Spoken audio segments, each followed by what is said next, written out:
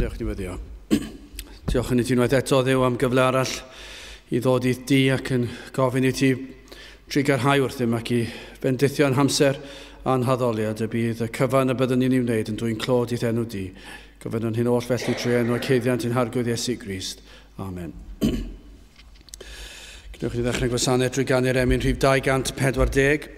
240 o gariad anfeidrol ei faint fod llwch mor anheilwng yn cael y fath fraint, cael heddwch cydwybod a'i chlirio trwy'r gwaed a chorff y farwolaeth sef pechod dan draed. 240 gen i sefyll i'w chanu.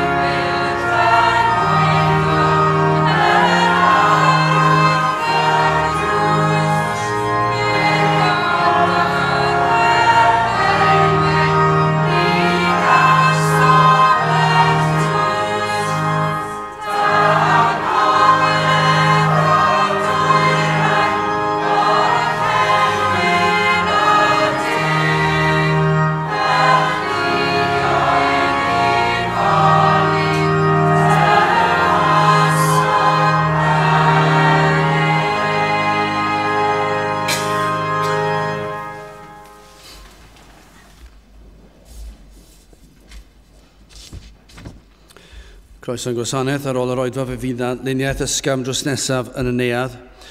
Yn cwrgweddi misol ni yn cael ei chynnal ar y drydydd nos Iau o'r mis, sef mis Mawrth yr 20 am hanner awr wedi 7. Oedfa nesaf Prynhawn Sul am hanner awr wedi 3. Wrth i ni gymryd y casgliad, gen i ganu tra'r un heistedd emyn rhif 372, 372, mi welaf yn ei fywyd y ffordd i'r nefoedd fri. 372 gen i eistedd i ganu hon.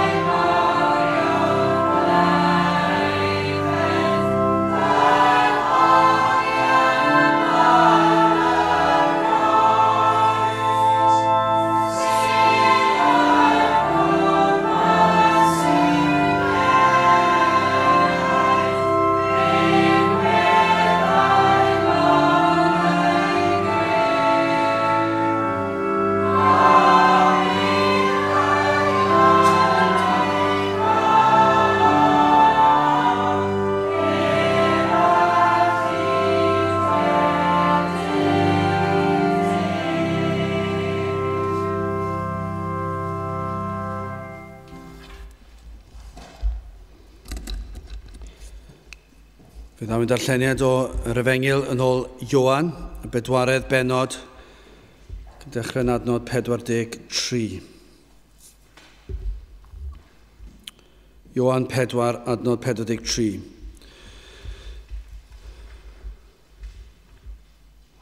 Ac ymhen y ddeuddydd y fe a aeth ymaith oddi yno ac a aeth i Galilea, can ys yr Iesu ei hun a dystiolaethodd nad ydyw proffwyd yn cael yn rhydedd yn ei wlad ei hun.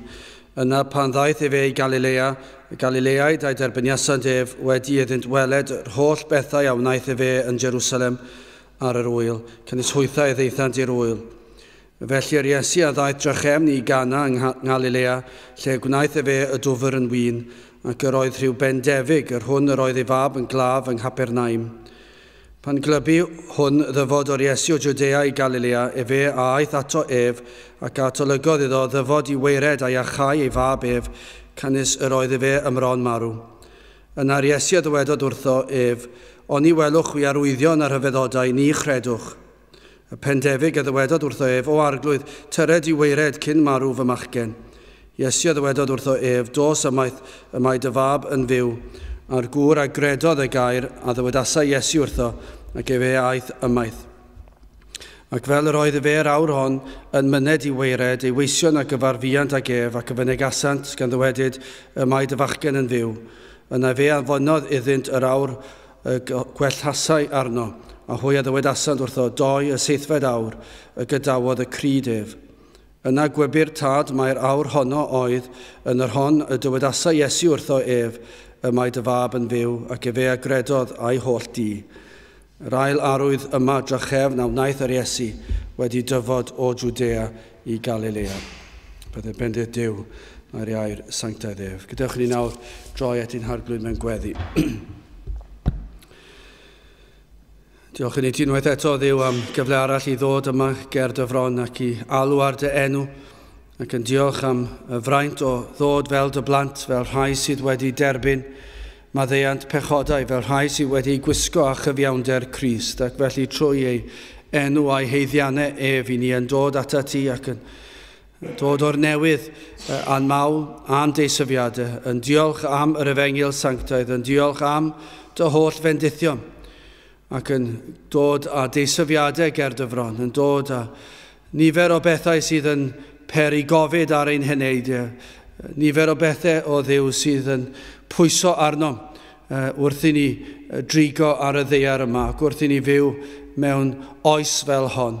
O Dduw, i ni yn edrych yn cwmpas ac yn gweld yn ddyddiol, yn gyson drwy gydol ar amser, y diffyg awydd am dy bethau di, y diffyg diddordeb mewn sancteiddrwydd, y diffyg diddordeb yn rhagwyddoldeb, yr anwybyddu oedd air ath berson, dy fab, o Dduw, i ni yn gweld bod y mwyafrif wedi troi cefn yn llwyr erbyn hyn. Ac felly o Dduw, gyda calonaid trwm, i ni yn dod o'r flaen ac yn gofyn i ti i drigarhau wrthym unwaith eto, ar i ti i bresennoli dy hun yma gyda ni, a gyda'r bobl lle bynnag ymaint yn cyfarfod heddiw ar hyd a lled ein gwlad. I ni yn gofyn i ti i ymweld â'r bobl, i ni yn gofyn am arwyddion ohono ti o Dduw. Nid yn gofyn fel i ni newydd ddarllen am arwyddion o'r rhyfeddodau ond i bai mae dyna yw dywyllus di, ond yn gofyn am ryw arwyddion oedd gariad ath drigaredd tuag at y bobl. Y byddi di yn agosau ato, y byddi di yn llenwi'r lle yma ath bresenoldeb, y byddi di yn dod ac yn arwain ein heneidiau ac ein golygon tuag ata ti, ac y byddwn ni yn pwyso ac yn ymddiried yno ti ym mha bynnag sefyllfa y byddwn ni yn ei wynebu, y byddwn ni yn pwyso'n llwyr ar dy berson ath air di. I ni yn gofyn i ti o Dduw i weithio ni'n plith ni, y byddwn ni yn gweld y modd yr wyt ti yn argyhoeddi o bechod, y modd yr wyt ti yn dechrau peri y bydd pobl yn ystyried tragwyddoldeb ac yn holi cwestiynau sut y gallant etifeddu bywyd tragwyddol. O Dduw, yr wyt ti'n gallu gwneud y pethau hyn ac yn gofyn felly ar i ti wneud y pethau hyn eto yma yn ein plith ni. I ni yn cyflwyno ein hoedfa i ti ac yn gofyn i ti i fendithio'n hoedfa y bydd y cyfan y byddwn yn ei ddweud a'i wneud, ein gweddio, ein canu, ein darllen, a bydde di yn bendithio'r neges, a bydde di yn bendithio'r gwrandawiad a'r siarad ar ôl, a'r cymdeithas, yr holl ddydd o Dduw, a bydd y cyfan yn dwy'n clod i ddenw di, ac y bydde di yn y canol, a bydde di yma yn ein plith ni, ac y byddwn yn ymwybodol o hyn hefyd. I ni yn gweddio felly ar ei ti ddiogelu'n hamser, i ti fendithio'n hamser, ac i arwain ein heneidiau nawr, i arwain ein llygad, a byddwn ni yn troi ein golygon oddi ar bethau'r byd yma, ac y byddwn ni yn troi ein llygaid at y ti. Helpa ni yn hyn, i ni'n cyfaddef, cyffesu ger dyfron ein gwendid, ac yn gwybod pa mor hawdd yw i'n meddyliau i grwydro, pa mor hawdd yw i blinder y corff i daro o Dduw. Gymaint o bethau sydd yn gallu dod i rwystro addoliad oedd enw di, ac yn gweddio felly ar ei ti nerthu ni, ac i'n cadw ni yn ystod yr cyfnod yma, a bydd yr amser y byddwn ni'n ei dreulio yma, yn amser y bydd yn dy anrhydeddu di. Felly bendithio'n amser a tyr di'n plith, i ni'n gofyn hyn oll trwy enw ac heiddiant ein harglwydd Iesu Grist. Amen.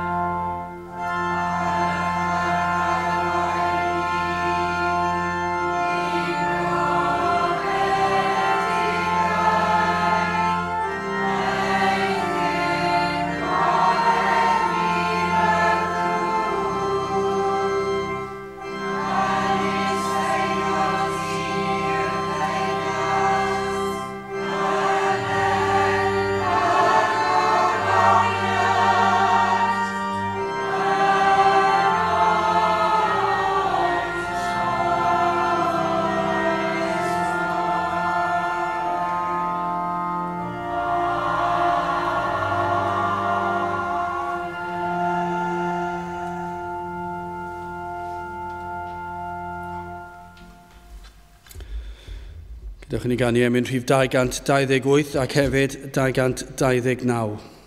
Pa feddwl, pa madrodd, pa ddawn, pa dafod all osod I maes, mor felys, mor helaeth, mor llawn, mor gryf yw ei gariad a'i ras.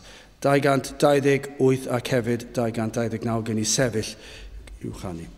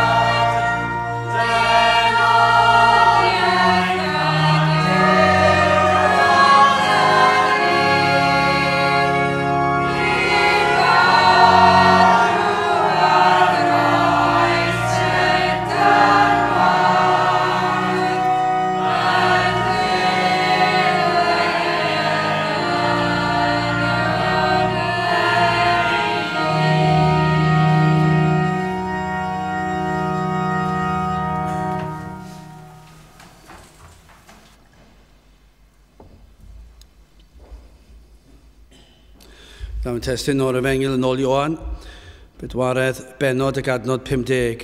Iesu ddywedodd wrtho ef, dos ymaith y mae dy fab yn fyw, ar gŵr a gredodd y gair a ddywedasa Iesu wrtho, ac efe a aeth ymaith. Nawr, mae'n ansicr pwy yn union oedd y pendefig yma, neu'r gŵr cyfoethog yma. Credir ei fod yn ŵr o Lys Herod. Pinnau fod yn un o'r swyddogion neu'n rhan o'r teulu rhywsut, gallai fod mae Chysa y doedd, Lyc 8:3, Joanna, gwraig Chysa, gorychwiliwr Herod, gallai fe wedi bod gŵr hwnnw. Neu, yn Acta 13 ar adnod gyntaf, gallai fe wedi bod yn Manain. Roedd hefyd yn yr eglwys y doedd yn Antiochia, rai proffwydi ac athrawon, Barnabas a Simeon, hwnna Elwyd, Niger a Lucius o Cyrene, a Manain, brawd maith Herod y tetrach a Saul. Gall asaf e fod, falle ddim, ond ddim yn aml y byddech chi yn clywed am bobl cyfoethog. I ni'n gwybod hynny, mae'n anodd i'r cyfoethog dod i gredu, ond dyw e ddim yn amhosibl. Ac mae yna achlasuron ac ni'n gweld fan hyn bod yna rywrai, ac felly credir mae'n bosib mai un o'r heini oedd yr pendefig yma, y gŵr cyfoethog yma, gŵr ag awdurdod, gŵr o'r llys Herod. Ond be ni'n sylwi, i ni'n gwybod hyn, yn ŵr pwysig ac yn ŵr cyfoethog, mae e'n gwynebu anhawsterau. I ni'n darllen am ei fab sydd yn sal iawn yn ôl fan hyn bron a marw. A ni ddim yn gwybod os mae mag ifanc oedd e, neu os oedd e'n hun, ond mae'r gŵr wedi clywed am yr Iesu a'i fod yn agos. Felly dyna'r cyd-destun, fod yr Iesu yn agos, ac felly mae'r gŵr yma'n gobeithio cael gwrandawiad gyda'r Iesu. Dyna beth yw ei obeth e.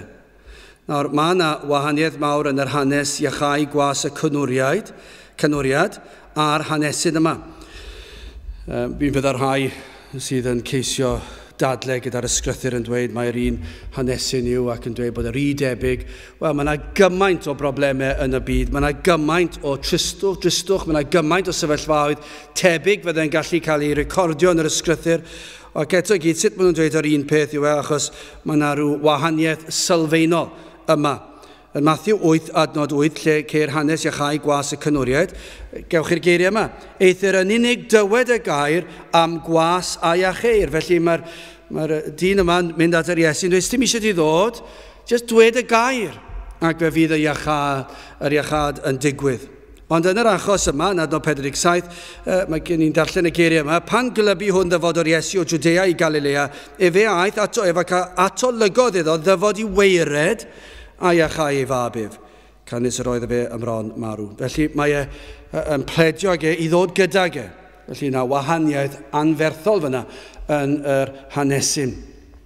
Wel, yn gyntaf, hoffwn ni edrych ar yr amgylchiadau anodd, yna ansicrwydd ac amheuon, ac yna yn olaf yn drydydd awdurdod yr arglwydd. Felly, yn gyntaf, amgylchiadau anodd.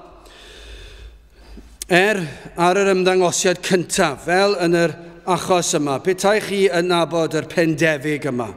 Petai chi wedi dod ar ei drawsau rhyw fore di llun? Petai chi wedi dod ar ei drawsau yn eich gwaith efallai?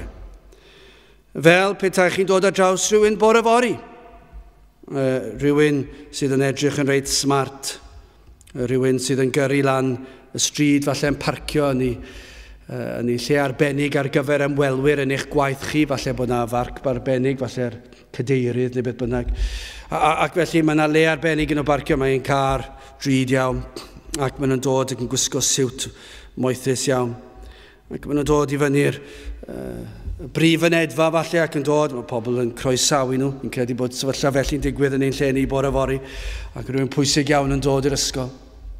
Fydd pawb yn ofnus ac yn siglo llaw ac yn plygu pen ac yn crynu tipyn bach, achos rhywun pwysig. Ac falle i chi'n teimlo ambell waith chi'n edrych ar pobl felly, chi'n meddwl, wel, mae eisiau dangos parch. I ni'n dod ar draws pobl fel hyn yn aml. Pobl sydd falle wedi llwyddo mwy na ni mewn bywyd. Pobl sydd ar ryw gysylltiadau falle. Pobl sydd wedi cael ei geni mewn I gyfoeth. Ac mae'n hawdd o'r ymddangosiad cyntaf. I edrych a falle yn cyntaf, yr ymddangosiad cyntaf fydd Ken Figen gyda'r mwyafrif ohono ni. Falle byddai'n rhyw elfen o feirniadaeth, edrychwch ar nhw yn eu ceir moethus. Pob math o deimladau. Ond chyfo beth, siwr o fod bod ni'n cael y darlun yma fod popeth yn iawn yn eu bywydau nhw. Falle yn ein beirniadaeth ohonyn nhw, gan fod ganddyn nhw gar fwy newydd na ni, siwt fwy drud na ni, bag falle sydd yn edrych yn gostus iawn yn dod mewn i'r gwaith. Falle bod chi'n meddwl bod eu cartrefi nhw yn gyffyrddus iawn, bod popeth newydd sbon dyn nhw. Digon o fwyd, digon o ddilla, dim problemau ariannol, dim rhaid i nhw boeni rhyw lawer am yr bil mawr sydd yn dod ar ddiwedd y mis. Sy'n eisiau nhw boeni am unrhyw biliau yn dod allan o'n unlle ac yn meddwl, ble ddath hwnna'r car yn torri lawr. Sy'n eisiau nhw boeni am na, achos yw'r car yn torri lawr, prynu car newydd falle. Sy'n eisiau poeni am costiau'r talu'r biliau'r car. Sy'n eisiau poeni am dim i felly gwyliau, gallu ffwrdd o gwyliau 3 trwy'r amser 2-3 gwaith y flwyddyn. Sy'n eisiau nhw boeni, ydyn nhw'n mynd ar wyliau ffeidio, dim mater ydyn nhw'n mynd ar wyliau ffeidio, sawl gwaith maen nhw'n mynd i fynd, a diwedd yn mynd i amharu ar eu harian nhw. Ac i ni gallu'n hawdd iawn edrych ar pobl felly, tipyn bach yn anheg â nhw, ac yn feirniadol, ac yn meddwl bod popeth yn iawn, Ond chi'n gwybod, y pleserau yma sydd ganddyn nhw gyd, a falle bod popeth yn iawn lan I bwynt, ond yna y mae anhawsterau yn dod ar eu traws. Falle bod ganddyn nhw gofid arian, nid oherwydd bod dim digon dyn nhw, ond ble allan nhw fuddsoddi, ni'n darllen pethau felly yn yr ysgrythur, sut allai buddsoddi fy arian, cael ysguboriau, poeni a yw yn gwneud digon o arian, beth os fydd y banciau yn cael rhyw broblemau, a falle bod problemau felly yn pwyso'n drwm ar nhw, ac yn y nos, falle, achos bod gymaint yn nhw, dyn nhw'n gallu cysgu'n dda, ac falle'n deffro'n ganol y nos yn poeni beth os ni'n colli'r holl foeddistrwydd yma, beth os yw e gyd yn diflannu, ac felly falle bod yna beichiau felly gan y bobl yma. Falle bod gan nhw problemau teuluol. Falle bod yna rhyw broblem yng nghanol yr holl foeddistrwydd. Bod yna rhyw broblemau teuluol, rhyw ofidiau sydd yn pwyso'n ofnadw o drwm nhw. Felly maen nhw'n gyrru I BMWs neu Audis neu Porsche neu Rolls-Royce, gyffyrddus iawn. Ond wrth droi'r lliw y car, falle dydy meddyliau nhw ddim yn gallu symud I ffwrdd o'r problemau'r plant, neu'r rhieni, neu'r wraig, neu'r tad, neu beth bynnag. Yma, I ni'n gweld fod y pendefig yma yng nghanol holl foethusrwydd, diogelwch ariannol, gwynebu anhawsterau, y bydde llawer I wr tlawd yn ei wynebu. Dyma gyda chi falle fan hyn ar yr un ochr yr gŵr tlawd sydd heb gartref, sydd heb arian, heb fwyd, ac yma'r dyn sydd yn gyfan gwbl foethus a digon o arian, a digon o fwyd, a digon o bopeth, ond yma nhw'n gwynebu yr un problem. Ac yma I calonau yn drwm. Ond falle byddwch chi ddim wedi sylwi hynny. Falle byddwch chi ddim yn gwybod hynny. Wrth I ni feirniadu nhw, dyma le yr oedd y gŵr yma'r pendefig yma, un o lys Herod, efallai byddwn ni wedi edrych arno fe, ac wedi meddwl, wel, popeth yn iawn dy ti, mi roi ti nabod Herod, I ti'n o'i deulu fe, sdim eisiau ti boeni rhyw lawer, nag oes, ond efallai bod e'n deffro yn y bore, ac trwy gydol y dydd, ac wrth fynd I gysgu, a falle byth yn gallu cysgu'n iawn, fod I gael o'n mor drwm, dwi ddim yn gallu mwynhau'r holl arian sydd ganddo. A mae yn ymddangos ei fod yn wr cariadus. Roedd yn sicr yn meddwl llawer am ei fab. Roedd ganddo fe weision ffyddlon, felly mae hwnna'n rhoi rhyw arwydd I chi nad oedd y dyn yma'n ddyn creulon iawn ac yn falle'n edrych lawr ar bobl, roedd ei weision yn ei barchu fe. Mae hwnna'n amlwg ar ddiwedd y darn yn gweld sut mae'r gweision yn ymateb I ddod I roi newyddion da i'w meistr nhw. Ac byddwch chi ddim yn cael hynny siwr o fod, oni bai fod yna rhyw berthynas dda rhwng nhw. Ac yn debygol, fod y gŵr yma wedi gwneud popeth a gall I helpu ei fab. Bydde fe wedi nabod y doctoriaid gorau, galw arnynt, heb nabod I dalu pa bynnag swm, bydde fe wedi gallu roi'r gorau pa bynnag feddyginiaeth oedd ar gael yn y bydde wedi sicrhau fod popeth yno. Ond y darlun yw fod yn sal ac yn sal iawn, yn ddifrifol felly. Y cymaint oedd baich y tad i fod yn fodlon teithio, taith dydd cyfan, 15-20 milltir, i fynd i weld yr Iesu. Doedd dim ateb arall, doedd dim byd arall gall ei wneud, felly fe aeth ar daith i Gapernaim, ble oedd yr Iesu aeth ei weld e. Fe aeth ei weld yr Iesu, a dyma oedd ei gynnig olaf, yr unig gobeith oedd ganddo. Ac felly mae e'n llawn pryderon, ei llawn arian e, dwi ddim yn anfon i weisio ne, mae'n mynd ar ben ei hun ac mae'n mynd ar holl ffordd i weld yr Iesu. Ac i ni dysgu yma, does dim ot pa gefndir bynnag i ni. Does neb yn ddiogel o anhawsterau bywyd. I ni'n gwybod hynny, ond mor hawdd yw i falle rhai sydd heb gymaint o'r pethau'r byd yma i edrych lawr ar y pobl sydd â phopeth. Ac ei bod nhw falle llawer yn pechu yn ei materoliaeth, ond i ni gofio i bod nhw hefyd yn gwynebu pethau sydd yn peri'r gofid fwyaf. A does dim ots beth yw eich oedran fel ni'n gweld fel hyn. Gall angedaro yn ddisymwrth ar draws holl gynlluniau bywyd. Does dim yr un ohono ni yn sicr o fori. Does dim un ohono ni'n sicr o'r wythnos nesaf. Dydyn ni ddim yn gwybod. Dydyn ni ddim yn gwybod beth sydd yn ein gwynebu ni o ddydd i ddydd. Felly pa bynnag ffordd chi'n edrych ar y darn yma, dim ots pwy i chi, beth yw eich statws o fewn cymdeithas. Dim os ydych chi yw un o'r pobl enwoca'r byd, dim os ydych chi yw un o'r pobl fwyaf tlawd y byd, i ni'n mynd i wynebu treialon. A fydd rhai ohonyn nhw yn rhoi llawn poen a gofid. Os dim os beth yw eich oedran chi, fe allai daro unrhyw byd.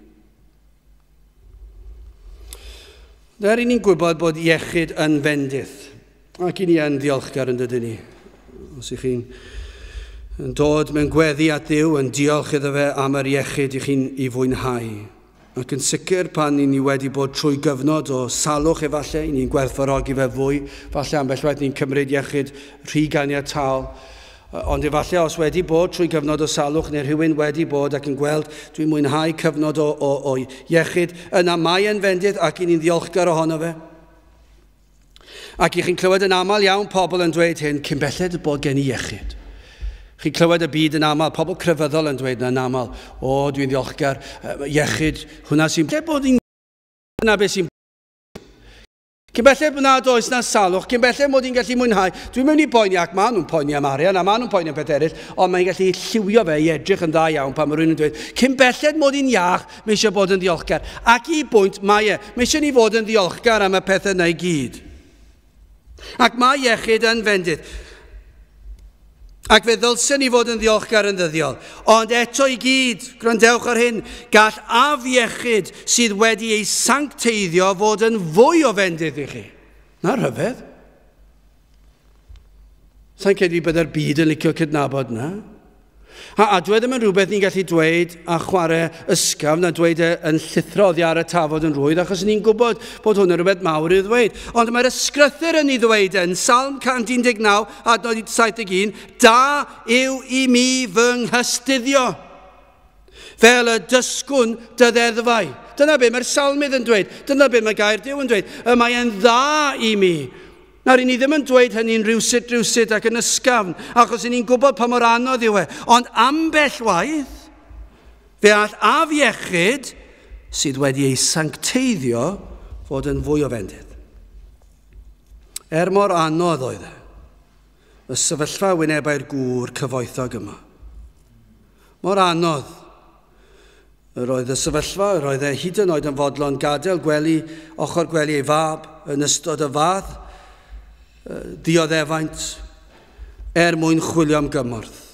Pa bynnag mor fach oedd y llygedyn o leini, oedd wedi clywed fod Iesu Grist wedi dod yn agos 15-20 milltir i ffwrdd, a bydde fe'n taith diwrnod o gerdded, a dde'n gwybod o'na beryg, petai yn mynd, efallai na fydd ei fab yno pan ddawen nôl, ond oedd yn meddwl, mae rhaid i mi fynd, dwi wedi clywed bod y gŵr yma'n gwneud rhyfeddodau, so oedd yn gwybod llawer, ond oedd yn gwybod digon, mae Iesu Grist yn un sydd yn gwneud gwirthiau.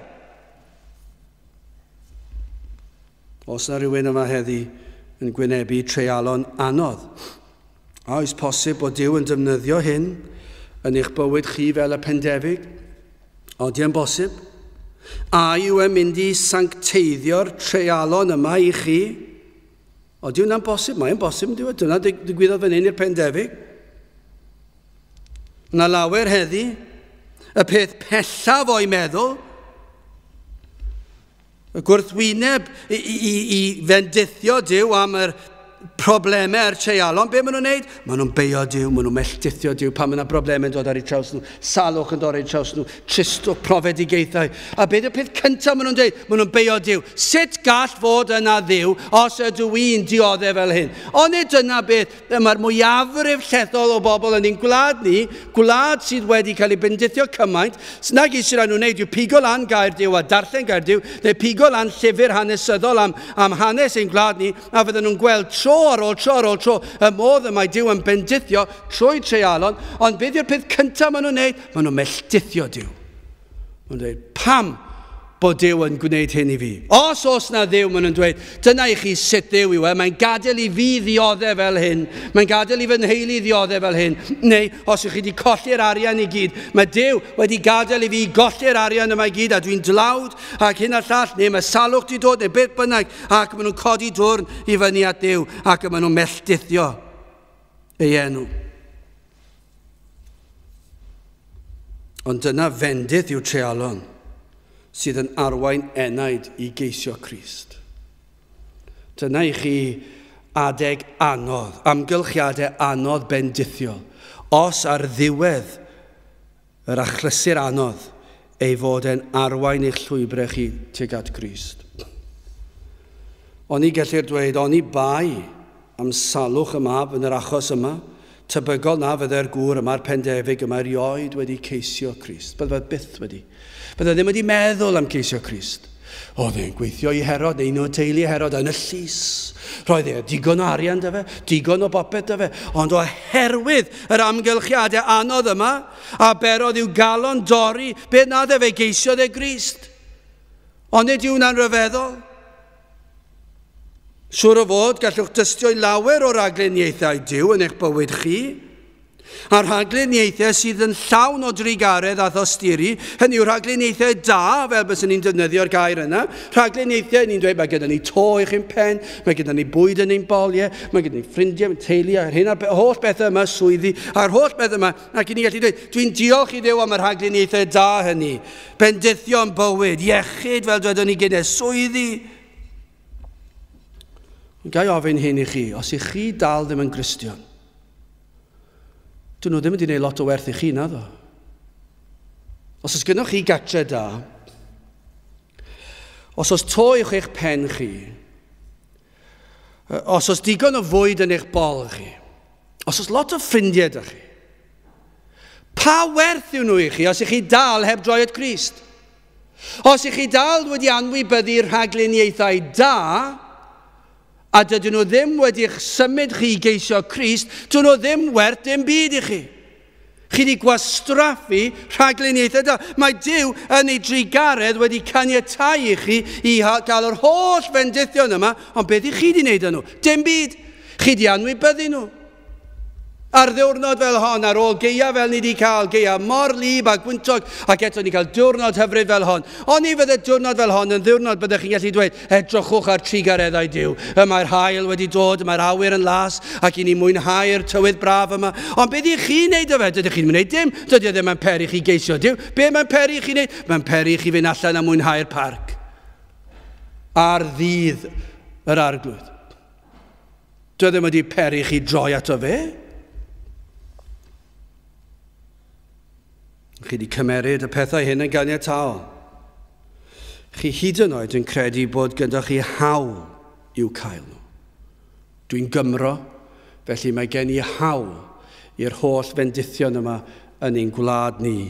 Dwi wedi gweithio'n galed am y statws i fan hyn. Mae gen i gartre, dwi wedi gweithio'n galed am yng nghartre, ac i chi meddwl ta hawliau chi ydyn nhw.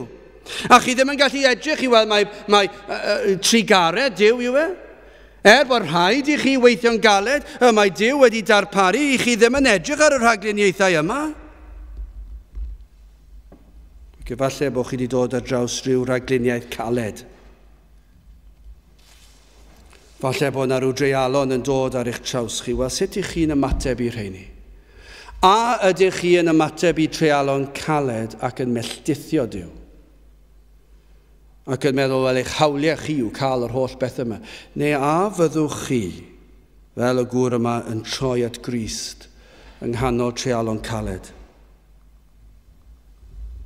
Ona fyddwch chi yn gweld yn eglur eich cyflwr fel un anobeithiol. Dyna oedd y gŵr yma, oedd yn gweld hanner i gyflwr fel cyflwr anobeithiol, oedd yn gweld cyflwr i fab yn anobeithiol. Mae dau ddarlun yma, yn does y mab yn ddifrifol wael yn marw o salwch, ond hefyd mae gen i'n ddarlun o'r tad. Ac yn ei sefyllfa yn ei sefyllfa o anobaith, ond hefyd o ddiffyg ffydd a chibol hefyd. Mae hefyd mewn cyflwr ofnadw, ond dwi ddim yn sylweddoli hynny. Dyma beth sy'n rhyfedd. Mae'r tad, y pendefig yma, mae e'n feichiog iawn am y mab ac yn poeni am y mab, ond hefyd dwi ddim yn gweld y broblem fwyaf sydd â fe, sef ei broblem e. Dwi ddim wedi weld na. Mae'n mynd at Grist ar gyfer ei fab, ond dwi ddim yn sylweddoli beth yw ei gyflwr e. A dyna sydd angen y rai yma.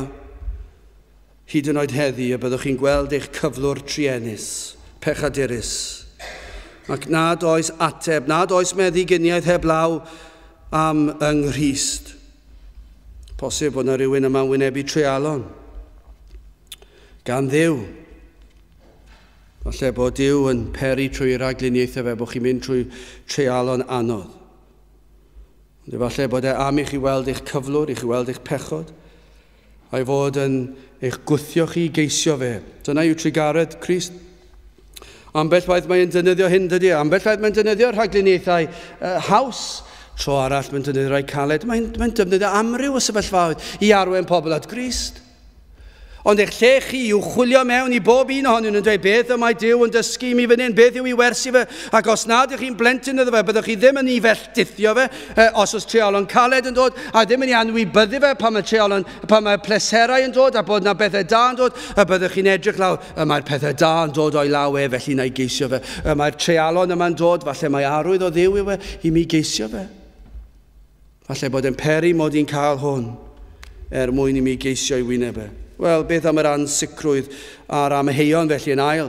Darlun yma sydd dynnu yn yr adnodau yma o broses dod i gredu, dwi'n credu. Dyna beth sydd dynnu fan hyn. Os darllenwch chi'r darn yma, fe welwch chi'r proses o gŵr yn dod i gredu yn Iesu Grist. Mae'n amlwg wedi clywed am yr Iesu a'i wyrthiau, mae wedi clywed am ei bersonau, mae wedi clywed am gymeriad yr Iesu, mae wedi clywed am ryfeddod Crist. Bydde fe oni bai am hynny, bydde fe ddim wedi mentro mynd 15-20 milltir o daith at Iesu Grist a gadael i fa. Bydde fe ddim wedi wneud hynny, ond mae'n amlwg wedi clywed digon i feddwl mae hwn yn rhywun sydd yn werth i mi fynd ato. Bydde fe'n hirt bost i feddwl petai wedi mynd yr holl ffordd na, dim ond achos wedi clywed bod rhywun falle sydd â phosibilrwydd a mae wedi plesio rhai pobl yn dim pob un. Dim ath yna o neges wedi clywed, dim just clywed rhywbeth gan rhywun oedd yn digwydd mynd heibio i ryw dref a clywed am Iesu. Mae wedi clywed tipyn, mae wedi clywed am bopeth amdano fe, mae wedi clywed am ei bersonau, am ei gymeriadau. Mae wedi clywed bod yn barod wedi troi dŵr yn win, adnod 46, felly yr Iesu a ddaeth drachefnu Gana yng Galilea, lle gwnaeth fe y dwfr yn win, ac yr oedd rhyw bendefig, hwn yr oedd ei fab yn glaf yng Nghapernaum. Felly dyna sefyllfa fel hyn. Mae'n gwybod mae ei fab yng Nghapernaum, a mae'n gwybod fod ei fab yn sal, a mae'n gwybod bod Iesu wedi cyrraedd Cana, ac felly mae'n dweud, mae rhaid i fi fynd ato fe fyna. Mae'n barod yr un wedi troi dŵr yn win. Mae hwnna'n wyrth hyfeddol, sa'i rioed wedi clywed am neb yn troi dŵr yn win o'r blaen. Felly mae rhaid bod yna rhywbeth arbennig am hwn. Felly mae'n barod i gerdded yno. Mae ganddo fe ddigon o ffydd neu o gred i feddwl efalle bod hwn yr Iesu yn gallu helpu. Mae yna ddigon, mae yna rhywbeth bach yna. Fe gredodd e ddigon i adael ei fab. Oes yna rhywun felly yma wedi clywed am yr Iesu a hyn gall wneud y mywydau pobl. Efallai wedi gweld bywyd rhywun wedi trawsnewid. Efallai bod chi wedi gweld rhywun o'n plith ni fan hyn sydd wedi dod o dywyllwch i oleuni, a chi gallu gweld bod na fywyd yna, a chi gallu gweld bod na newid yna, ac i chi meddwl, wel ie, dwi wedi gweld sut mae Iesu Grist yn gweithio. Falle rhywrai'n gwrando ar y we, efallai wedi dod i wrando am y tro cyntaf, ac efallai yn gwynebu treialon bywyd. Ac efallai nhw hefyd wedi gweld cyfaill iddyn nhw, neu rhywun o'n nhw'n nabod sydd wedi dod i gredu ac wedi gweld sut mae Crist wedi gwneud gwirth yn ei bywyd nhw, ac maen nhw'n dechrau meddwl, oes na rhywbeth yn hyn? Ac efallai nawr i chi'n ceisio Crist ac yn dechrau chwilio, ond nid yw yn bosib i ryw rai sydd yn gwrando. Rhaid bod na fwy i fywyd a thrwy ragluniaethau, caled efallai, yn meddwl, dwi wedi clywed am Grist fod y gŵr yma yn un rhyfeddol, a falle gall e helpu fi. Falle bod chi'n meddwl, gall e helpu fi yn fy sefyllfa, beth bynnag yw e. Gall e fod yn materion corfforol, materol, ariannol, falle bod yr pwysau yna gyd arno ni, ac bod chi'n ceisio fa am hynny. Ond dyna be nath y gŵr yma, yr oedd e'n poeni am ei fab e. Doedd y gŵr yma ddim yn poeni am ei enaid e, yr oedd e'n poeni am gorff, am fywyd ei fab e. Ac felly, yr oedd e'n ceisio, ac falle bod yna rhywun yma yn ceisio Crist am yr hesymau hynny. Ond o leia bod chi'n gwybod pwy ddylech chi geisio.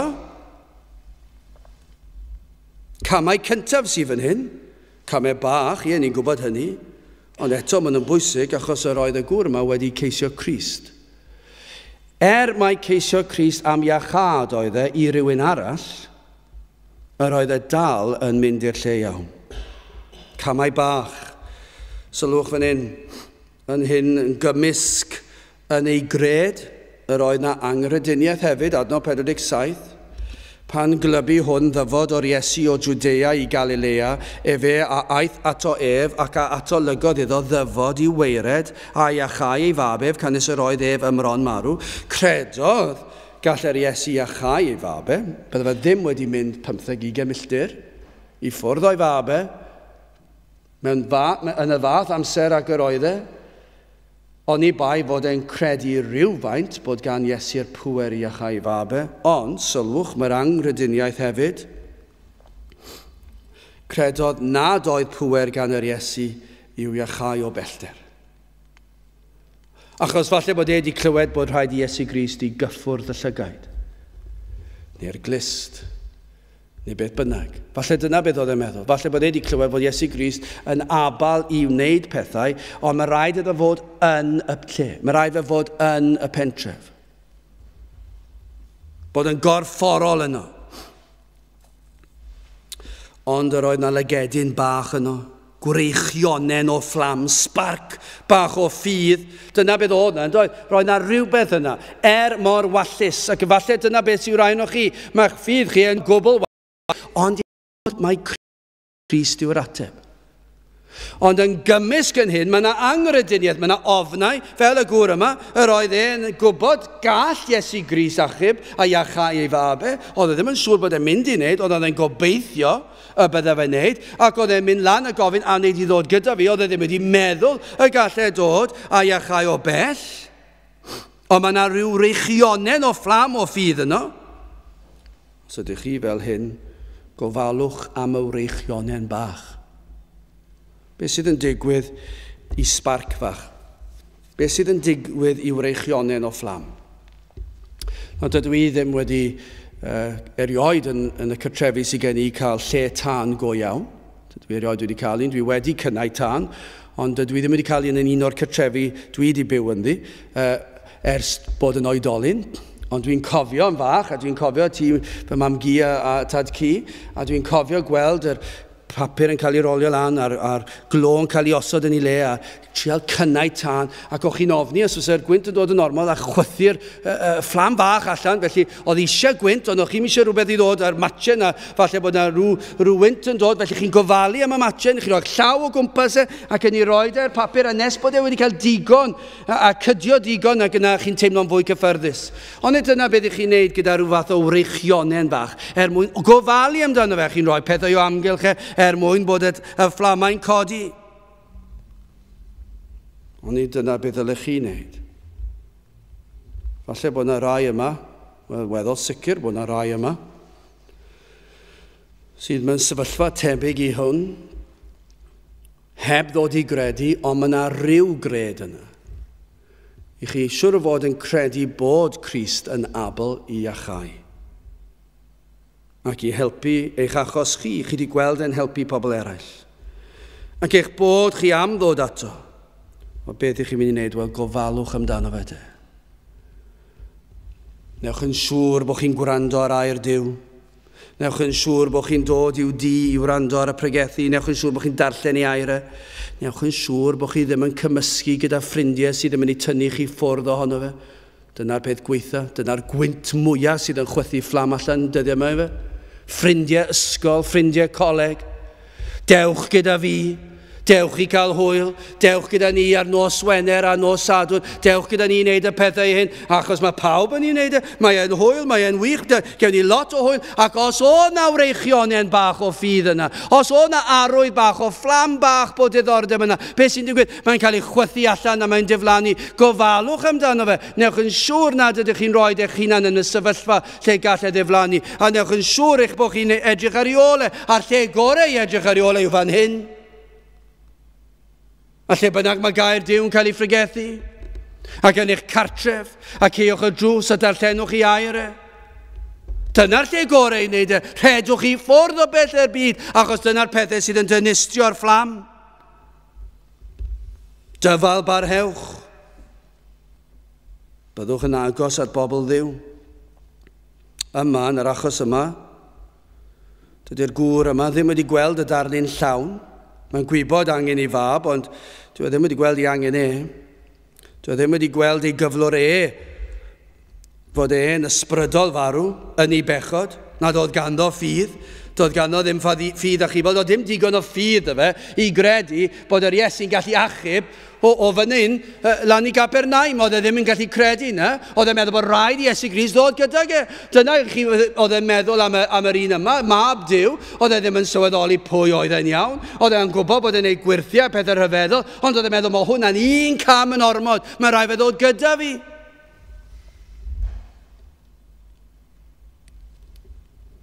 Ond hyn, ei angrediniaeth y gall Crist iachau o bellter, fe ath y gŵr yma ar daith o Capernaum i Gana.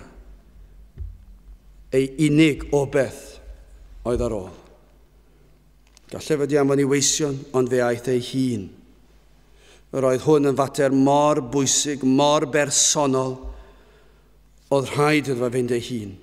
Oedd e'n gwybod does dim gobeith arall. Felly rhaid i fi fynd at Grist fy hun. Ond dyna yw'r sefyllfa i chi'n ei wynebu. Dyna sy'n rhaid i chi wneud. Mae e'n daith angenreidiol i chi wneud. I chi ddod at Grist. I chi ddod ar ben eich hunan. I chi geisio i wyneb e. Peidiwch a meddwl o fe nai rhyw bryd. Neu fe wneud rhywun arall o teulu ddod ac yna i allai fod yn rhan gyda nhw. Mae rhaid i chi ddod yn bersonol. Chi'n gweld fan hyn y broses yn cynyddu. Pa mae'n cyrraedd Crist, mae wedi deall mwy. Dyw e ddim yn cyflwyno hi nawr bod e ddim yn credu bod Iesu Grist yn gallu achub o bell, a mae'n credu bod e'n gallu gwneud rhywbeth, ac felly mae hwnna'n rhywbeth, mae'n legedyn bach o oleuni. Ond hefyd, mae wedi dysgu mwy ar y daith. Dyw e ddim yn mynd lan at Grist ac yn cyflwyno hi'n, dyma fi, gŵr o Lys Herod. Dyw e ddim yn ei gyflwyno hun fel un a chysylltiadau mawr, ei fod yn gyfoethog. Dyw e ddim yn cynnig talu Iesu Grist. Tyr gyda fi dalai ti unrhyw beth i ddod i helpu fy mab, a bydde hwnna'n ddealladwy. Byddwch chi'n meddwl roedd unrhyw beth i ti, achos dwi'n mor feichiog am gyflwr fy mab. Ond nath e ddim wneud o'r fath beth. Oedd e'n gwybod sy'n pwrpas gwneud hynny. Ond mae'n gofyn iddo fe i ddod gyda ge. Os ych chi'n dod at Grist, peidiwch a dod ar rhestr hir o rinweddau. Dewch yn waglaw. Peidiwch a dod at Grist a dweud pwy i chi. Pwy yw'ch tad, pwy yw'ch mam, pwy yw'ch wncl, eich modryb, pwy yw'ch brawd, pwy yw'ch chwaer. Beth i chi di wneud? Peidiwch a dweud i mi, dewch yn waglaw. Ond chi'n gweld eto i angrediniaeth, adnod 48. Yna'r Iesu a ddywedodd wrtho oni welwch chi arwyddion ar y feddodau, ni chredwch, roddodd Grist gerydd iddo fe ac i'r bobl.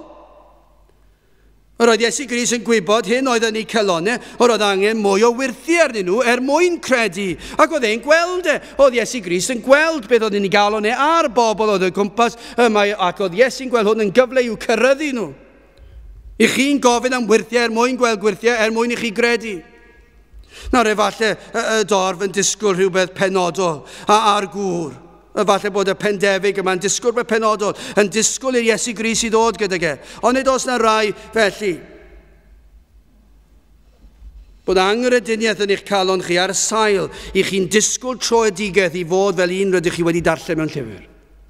Dyna oedd y broblem, oedd y gŵr yma'n disgwyl bod Iesu Grist yn dod gyda ge at ei fab. Oedd e ddim yn disgwyl dim byd arall, oedd e'n meddwl, neud i ddod gyda fi. Dyna oedd i ffydd e, roedd e'n wan iawn, oedd yna rhywbeth yna, ond oedd e ddim yn achubol, ond roedd yna rhyw gred yna, oedd digon o ddealltwriaeth bod Iesu'n gallu gwneud rhywbeth, ond tyrd gyda fi, oedd e'n disgwyl rhyw gamau penodol. A mae yna rai felly gael yn ein capeli sydd ddim yn pwyso'n llwyr ar Grist achos maen nhw'n disgwyl bod rhaid i'w troedigeth nhw fod fel rhywun arall. Falle'n disgwyl troedigeth fel Paul, rhyw fflach o oleuni. Falle dyna beth mae rhai pobl yn disgwyl. Maen nhw'n disgwyl mewn gartre i'w stafell nhw a bod i'w stafell nhw'n llenwi gyda goleuni melyn llachar. Ac bod nhw'n gallu mynd wedyn a dweud fe ddys i gredu achos fe weles i oleuni llachar melyn yn fy stafell i.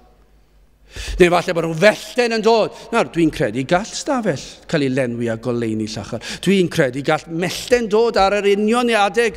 A dwi'n ddim amheuaeth gen i os ydy Duw yn dymuno gwneud hynny. Ond y broblem yw, dim eich lle chi yw dod i gredu mewn rhyw ffordd i chi'n dweud o Duw, fe ddo i gredu os gai fellten o'r awyr. I gadarnhau fy mod i'n Gristion. Rydych chi'n gwrthod ymddiried, credu yng Nghrist, tan ei fod yn gwneud yr hyn y dysgwyliwch chi. Ond mae Iesu Grist yn ei cyrraeddu nhw. Ond mae'n rhoi cerid yn nhw. Ond chi'n sylwi eto, y broses yma o'r gŵr mae'n dod, fe ddyfal barhaodd. Adnod 49, y Pendefig a ddywedodd wrtho ef, o arglwydd tyred i weired cyn marw fy machgen. Mae dal yn ddyfal barhau. Credodd rhywfaint, dim digon. Dwi ddim hyd yn oed wedi sylweddoli petai'r mab yn marw bod Iesu Grist yn gallu dod ag yn ôl yn fyw. Doedd e ddim hyd yn oed sylweddoli na. Doedd e ddim hyd yn oed credu na. Oedd e'n meddwl fydd yr hwyr wedyn ni. Yr oedd e'n llawn angrediniaeth, ansicrwydd, ond roedd na rhyw lygedyn bach o leini. Gwreichionen o fflam ffydd. Ac yr oedd na rhywbeth yno. Fel y broses yma dod i gredu. Falle bod rai yno chi yn yr union sefyllfa yna. Mae yna rhywbeth yna, mae yna rhyw gred yna, ond i chi'n disgwyl rhywbeth rhyfeddol i ddigwydd. Ac i chi di roi rhyw reolau o beth yw troedigedd, ac i chi'n disgwyl i gael mewn rhyw ffordd arbennig, a tan hynny, dydych chi ddim yn mynd i fod yn fodlon. Chi fel y gŵr yma'n disgwyl bod rhaid i Iesu Grist ddod gyda chi'r holl ffordd yn union fel i chi moyn. Wel, yn olaf yn sydyn, awdurdod yr arglwydd. Nawr dwi'n credu yn gyffredinol fod y mwyafrif o bobl yn gwybod at bwy dylsent droi mewn argyfwng yn gyffredinol. Petai ni'n gofyn i chi fan hyn, petai chi'n gwynebu rhyw broblem, byddech chi'n gwybod at bwy dylsech chi droi.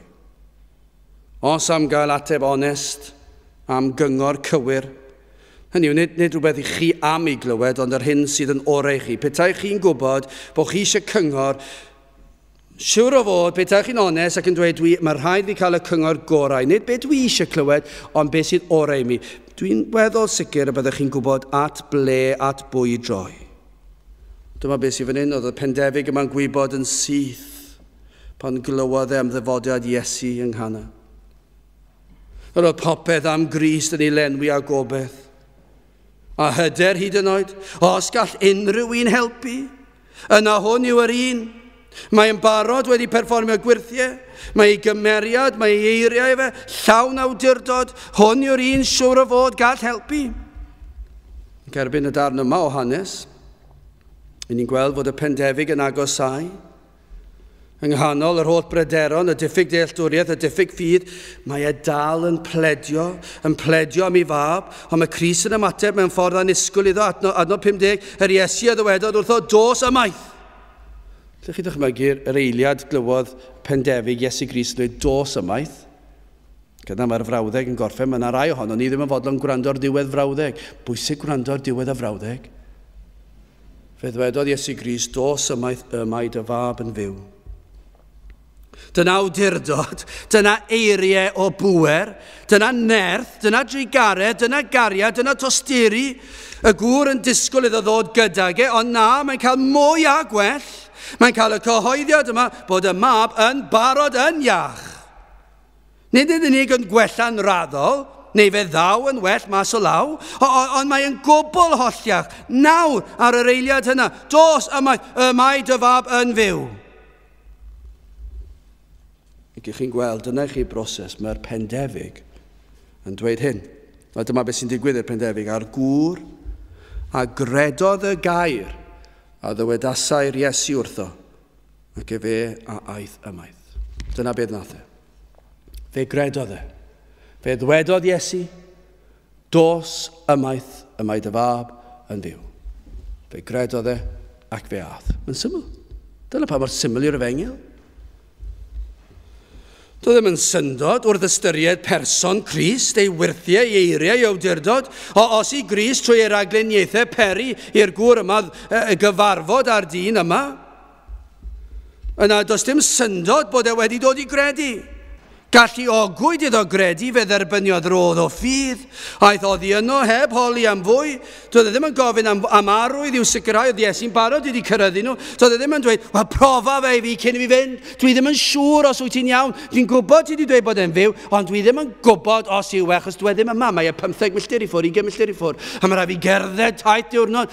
Ro rhywbeth i fi weld bod e'n wir. Fe ddwedodd Iesu fod e'n fyw, felly byw yw e.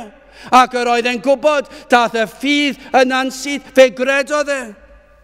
Fe aeth, oddi yno heb holi am fwy. Beth petai e wedi mynd gatref, a dim byd wedi digwydd, y mab wedi marw. Beth petai'r gŵr yma, Pendefig yma wedi mynd? Ond doedd hwnna ddim yn farc cwestiwn iddo fe. Achos pwy oedd wedi dweud e. Dyna chi awdurdod mab Duw. Roedd y fath awdurdod ynglyn â'r geiriau a ddywedod Crist. Fe gredodd enw. A dyna i chi gadarnhad gafodd e wrth deithio nôl adnod 51 a 52 ac fel yr oedd fe yr awr hon yn myned i weired, ei weision a gyfarfiant ag ef, ac a fy negasant gan ddywedyd y mae dy fachgen yn fyw, yna fe afynodd iddynt yn yr awr y gwell hasau arno, a hwy a ddywedasod wrtho doi y seithfed awr a gydawodd y cryd ef. Dychmygwch y gweision, dyna sioc gawson nhw, yn gwybod fod ei meistr wedi mynd i chwilio am help, ac mwyn ei gael y nogi pan maen nhw'n eistedd wrth ochr y gwely ac yn gweld bod y mab wedi dod yn gwbl iach, yn syth, dyna sioc gawson nhw. Ac felly maen nhw'n dweud, ewn i ddweud wrth y meistr, fe fydd eisiau clywed hyn. Ond oedd y gŵr yn gwybod, yn barod, oedd ddim cwestiwn, oedd ddim yn dweud, naddo. Chi'n dweud y gwir? Oedd e'n gwybod, oedd e'n eisiau nhw ddod i dweud wrtho fe, ond oedd e'n neis bod nhw wedi dod, ond oedd e'n angen iddo fe wybod hynny, yr oedd yr Iesu wedi dweud, mae e'n fyw, felly mae e'n fyw. Dwi'n gwybod, achos mae Iesu Grist wedi dweud. Wrth ofyn am yr awr y digwyddodd e, dyna i chi gadarnhad gafodd e. Yr union awr a'r ffaith yr aeth y cryd yn syth, gwybu yn syth. Mae hwn oedd y Meseia, mab Duw. O, fe ddigwyddodd yna ddau wyrth fan hyn iachawd y mab, do, ac mae hwnna'n hyfryd. Ond achubwyd eneidiau'r teulu cyfan. A chybwyd pob un o'n nhw. Yr holl di, dyna beth mae'n dweud. Credodd pob un o'n nhw. Pwy bynnag oedd yn rhan o fywyd y ti, dydyn ni'n gwybod na, sawl brawd neu chwaith, dydyn ni'n gwybod na, falle fe oedd yr unig mab, sa'n ni'n gwybod. Ond pwy bynnag oedd yn rhan o fywyd y ti, fe ddeithon nhw i gredu. Y mab, dychmygwch fe, oedd e'n deall ei fod e wedi bod yn sal iawn, ond yna wedi gwella'n sydyn, ac yna pam mae'n clywed yr adroddiad gan ei dad, sut y dath e'n iach, fe ddath i gredu. Dychmygwch y fam. Efallai hi anfonodd y gweision i ddweud, ewch at eich meistr a dweud yr hyn sydd wedi digwydd. Falle byddai hi ddim yn gallu dychmygu pan byddai fe'n cerdded nôl, oedd e'n barod yn gwybod, oedd e ddim yn sioc iddo fe, achos oedd e'n gwybod. Adnod 53, yna gwybu'r tad mae'r awr honno oedd yn yr hwn y dywedasau'r Iesu wrtho ef, y mae dy fab yn fyw. A sylwch hwn, ac efe a gredodd a'i holl di. Dyna chi olwg newydd cawsant o'r Iesu. O glywed am ddyn a oedd yn gwneud gwirthiau, ond nawr yn gweld mai fe anfonwyd i farw trostynt ar y groes. Dyna be gafon nhw. Dyna'r olwg gawson nhw, yr eiliad honno. Y broses yma dod i gredu, ffydd bach ar y dechrau, dim ffydd a chibod, ond yna'n dod at Gris, a chi'n gweld i wendid, ond yna mae'n dod, a mae Iesu'n dweud, dos ymaith, y mae dy fab yn fyw, ac fe gredodd e. Ac yna mae'r cadarnhad yn dod, pan mae'r gweision yn dod, yr union nawr, ac oedd e'n gwybod, yn sicr, hwn yw y Meseia. Hwn yw yr un, hwn yw mab Duw. Ac fe gredodd yr holl di. Fe gredon nhw, fe gafon nhw'r ffydd a chibol yma. Yr hodd gan Dduw. Fe ddeallon nhw nawr, beth oedd, pwy oedd hwn? Mae hwn oedd yr un oedd yr Iddewon yn sôn amdano, y byddai Duw yn anfon ei fab Iesu Grist i fod yn waredwr iddyn nhw. Fe fydd yn dod i'w hachub o'i pechodau. Fe fydd yn tywall ei waed fel aberth am ei drygioni nhw. Fe fydd yr un fydd yn cymryd eu cosb nhw. Fe fydd yr un fydd yn rhoi ei gyfiawnder iddyn nhw. Ac felly yn yr eiliad honno, pan welon nhw yr hyn a wnaeth yr Iesu ei drigaredd, fe gafon nhw rodd hyd oed fwy gwerthfawr. Fe gafon nhw ffydd i gredu a bywyd tragwyddol. Dyna chi lawenydd oedd yn y tŷ. Nid yn unig y mab yn holliach nawr, ond pob un wedi dod i gredu yn y Meseia. Lle chi ddychmygu swper yn noson honno? Lle chi ddychmygu nhw'n dod o gwmpas gair Duw efallai? Ac yn gweddio nawr am y tro cyntaf efallai? A pob un wedi dod i gredu? Pob un o'n nhw? I bod nhw'n llawenhau, bod yr Meseia wedi dod i'w plith nhw, a'i fod yn eiddo iddyn nhw, a'i fod e wedi dangos trigaredd a mwy na trigaredd, nid yr rhoi ffydd a chibol iddyn nhw i bwyso eu hyneidiau yn ei ddwylo fe. Beth amdano chi? Fel cymerwch sylw ar ragluniaethau bywyd. Gofalwch eich bod yn ymateb yn gywir i ragluniaethau bywyd. Ceisiwch bresenoldeb mab Duw. Yr unig un gall eich helpu, ond ceisiwch am fwy na'r materol a'r corfforol. Yn sicr mae Iesu Grist yn gallu helpu ni yn ein sefyllfaoedd materol, ond ceisiwch am fendithion tragwyddol ysbrydol. Ceisiwch maddeuant pechodau a heddwch a Duw. Dyna beth sydd angen chi geisio. A pa mae Iesu Grist yn dweud, dos ymaith, y mae dy fab yn byw, neu falle bydd yn dweud wrthych chi, dos ymaith, dwi wedi maddau dy bechodau. Pob un a ddaw ata fi nisbwrio fe falle'n byth. Dyw Iesu Grist ddim yn troi neb i ffwrdd, felly credwch e. Dyna beth nath y gŵr yma. Oedd e ddim wedi gofyn am ryw wirth arall, oedd e ddim wedi gofyn am ryw arwydd, oedd e'n ddigon, oedd e ddim wedi dweud na mae rhaid i ddod gyda fi, oedd e ddim wedi dweud profa i fi na rhyw fflach fawr o... Na, oedd e ddim wedi gofyn dim ond ni, ti wedi dweud, dwi'n credu, a dyna beth ddylsech chi'n neud. Os i Iesu Grist yn dweud, pob un sydd yn credu ac yn pwyso na fi, y maen nhw'n blant i fi, a maen nhw'n derbyn maddeuant pechodau, felly credwch e, newch e cam o ffydd, pwyswch ar Grist, peidiwch ag aros am ryw ryfeddodau mawr, pwyswch ar Grist a chredwch ynddo. Mae yn abal i gwneud pethau rhyfeddol yn eich bywyd chi. Iesu a ddywedodd wrtho, dos ymaith. Y mae dy fab yn fyw, a'r gŵr a gredodd y gair. A ddywedasau'r Iesu wrtho, ac fe a aeth ymaith. Gadewch i ni weddio. Diolch i ni ti o Dduw am dy drigaredd, i ni'n diolch am dy air di, i ni'n diolch am awdurdod y fab. Ac yn diolch bod a ddiwydion di yn ffyddlon, ac yn sicr, ac bod yr rhai a ddaw ata ti na fyddi di yn ei troi hwy ymaith byth. Te'r trigarhaw wrthym, i ni'n gofyn hyn o trwy enw ac eiddiant yn hargwyd Iesu Grist. Amen. Gydwch ni orffen ein gwasanaeth trwy gannu'r emyn rhif 524, 524, pechadur wyf o arglwydd sy'n curo wrth dy ddor. 524, gewn ni sefyll i'w chanu.